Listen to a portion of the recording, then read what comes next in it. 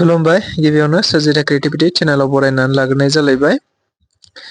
बारग' एनडिबिफोरनि 1% अदेबानि 1%आल' बे आफादखौ दानाय जादों। बिथांमोननि जा थांखि सिमां बियो माब्लाबाबो मोगथां महर मोननाय नङा। राजखान्थिया सोलियो रायजो राजाफोरजों मोजां मोनजानाय अदेबानि रायजो राजाफोरनि सायाव। रायजो राजाफोरजों बेसेबां अनजागोन आरो रायजो राजाफोरखौ बेसेबां फोथायहोनो हागोन बेनि सायावसो सोनारगोन।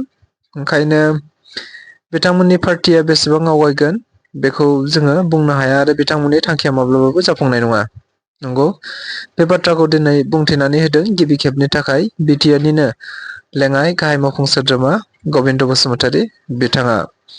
गोबाव सम जों नुनो मोनबाय थादोंमोन डक्टर अनजलि दैमारि बिथांनि दैदेननायाव दायो मोनसे बिटिआर ओनसोल बा बिटिसि ओनसोलाव गोदान ओनसोलारि राजखान्थि आफाद दाबाय जायखौ जोङो एपिबि अदेबानि अल्टारनेटिभ पार्टी अफ बर'लेण्ड मुङै मिथिबाय थानाय जादों। बेखौ लानानै गोबाङा गोबां बाथ्रा बुंथिनायखौ जों खौरां बिजोंफोरनि गेजेरजों नुनो मोनदों। दावराव देख्रेबनिफ्राय लानानै बिटिआरनि गाहाय मावफुं सोद्रोमा प्रमद बर'निफ्राय लानानै बिटिआरनि गोबांथार इएमफोर आरो गोबांथार बेरेखा दोलो बिथांमोनहाबो बाथ्राखौ बुंथिबाय थादों। थारैनो बे आफादखौ दानायाव बर' हारिनि खहा जागोन नामा होननानै गोबाङानो सानदों। बेनि गेजेरावनो गिबि खेबनि थाखाय गबिन्द बसुमतारी बिथाङाबो बे बाथ्राखौ बुंथिनानै होदों, जेराव बिथाङा बुंथिदों दि बारग' एनडिबिफोरनि 1%आल' बे आफादाव दङ आरो बिथांमोनहा जाय थांखिखौ सिमां नुनानै दादों बियो माब्लाबा मोगथां महर मोननाय नङा होननानै बुंदों। लोगोसे देरहानाय देरहायिया बियो गासिबो रायजो राजाफोरनि सायाव सोनारो। बिथांमोनहा रायजो राजाफोरखौ बेसेबां फोथायहोनो हागोन हाया बेखौ जोङो बुंनो हाया आरो बेसेबां फोथायजागोन फोथायजाया बेसेबां सोर दैदेनगिरिया बेसेबां फोथायजागोन बियो उनावसो मिथिगोन होननानै बिथाङा बुंथिदों। दा बिथां खौरांगिरिफोरनि गेजेराव बुंथिनानै होदों, बेखौ जोङो नैबे भिडिअ क्लिपनि गेजेरजों नायोब्ला मिथिनो मोनगोन। एनडिएफनिनो माखासे खोब बारा दंब्ला बे 1%सोल' सुबुंफ्रा ज' जानानै दादों।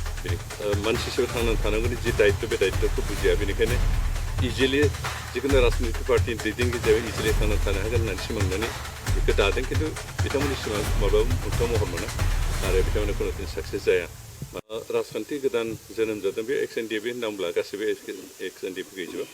आरो एक्स एनडिएफनिनो माखासे खोब बारा दंब्ला बे 1%सोल' सुबुंफ्रा ज' जानानै दादों। बेनिखायनो जोंहा बुंनांगौ खोब बारा गैया, जिहेतु गासैबो बेक्तियानो इन्डिया जिहेतु डेम'क्रेटिक कान्ट्रि, बेनिखायनो गासैबो बेक्तिबो डेम'क्रेटिक प्रसेसजों राजखान्थि हान्जा गायसननानै खामानि मावनायनि मोनसे मोन्थाय दं।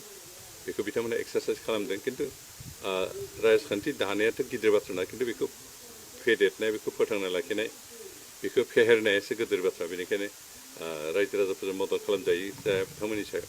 राजखान्थि हान्जा दाब्लानो बे थांनानै थाया, जेब्लाहालागै रायजो राजाफ्रा बिथांमोनजों सिथाबनानै थाया, बिथांमोनखौ मदद होआ, बेखौ समाजसो खिन्थागोन।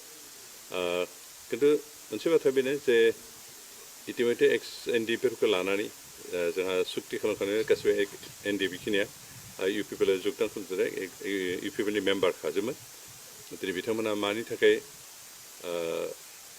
गुबुन बाथ्रा साननानै मानि थाखाय गोदान पार्टि जादों जों बेखौ बुंनो हाया। बिथांमोननि उद्देश्यआ मा, बिथांमोननि नोजोरा मा, जों बेखौ बुंनो हाया। खिन्थु बेनो बाथ्राया जे पार्टि दानानै बेखौ फोथांना लाखिनो हानाय हायिया रायजो राजाफोरनि सापर्ट खालामनाय खालामैनि सायावसो। दा रायजो राजाफ्रा बिथांमोनखौ सापर्ट खालामगोन ना खालामा, जिहेतु इटिमेटलि बर'फोरनि गेजेराव मोननै पलिटिकेल पार्टि दंखायो, इउपिपिएल थाबाय आरो मोनसे बिपिएफ थाबाय। बे मोननै राजखान्थि हान्जाखौ गारनानै बेसेबां रायजोफ्रा बिथांमोनखौ सापर्ट खालामगोन, बिथांमोननि लिडारशिपखौ मानिगोन मानिया, बे गासै बाथ्रानि सायाव सोनारगोन। इटिमेटलि जों थांनाय 4 बोसोराव रायजो राजाफोरखौ गोजोन होनानै खामानि मावनो हादों आरो बे हान्जायाव दिनै बर' नन बर' गासैबो सापर्ट खालामदों।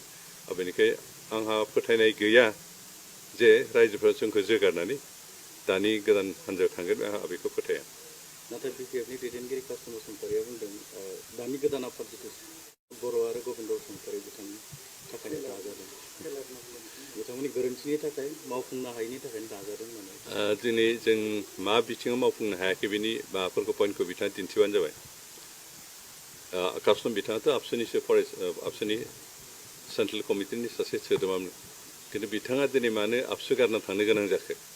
रिटायार्डथ' लायाखै बिथाङा, बिथांखौ एरख'दोंसो मानो एरख'जानो गोनां जाखो दा बे गावनि गारायखौ नुवालासे मालायनि गारायखौ दिन्थिनो थांदोंब्ला बे बेनिफ्राय आरो लाजिथावसिन बाथ्रा थाया दिनै बिटिआर ओनसोलनि जेसेबां रायजो राजा दं बर' नन बर' गासैबो इउपिपिएलनिफ्राय गोजान थाङाखै दिनै बिथांमोना इउपिपिएलनि सायाव फोथायनाय दं आरो बेनिखायनो दिनै बिथांमोना इउपिपिएलजोंनो थागोन होननानै गासैबो जाथि जनगोष्ठीनि मानसिफ्रा सुबुं होदों खोथा होदों आरो दिनै गुबुन जाथि जनगोष्ठीफोरनि गोबां सोद्रोमाफोर जोंनि पार्टियाव central committee district committee block committee आरो प्राइमारि कमिटिफ्रावबो सोद्रोमा मावथि हिसाबै दं बेनिखाय दिनै गुबुन जाथि बर'फोरजों लोगोसे गुबुन जातिफ्राबो दिनै इउपिपिएलनि सायाव मोनसे फोथायनाय दं आरो बेनिखायनो दिनै जोंनि गोरोन्थिनि थाखाय नङा खिन्थु जायफोर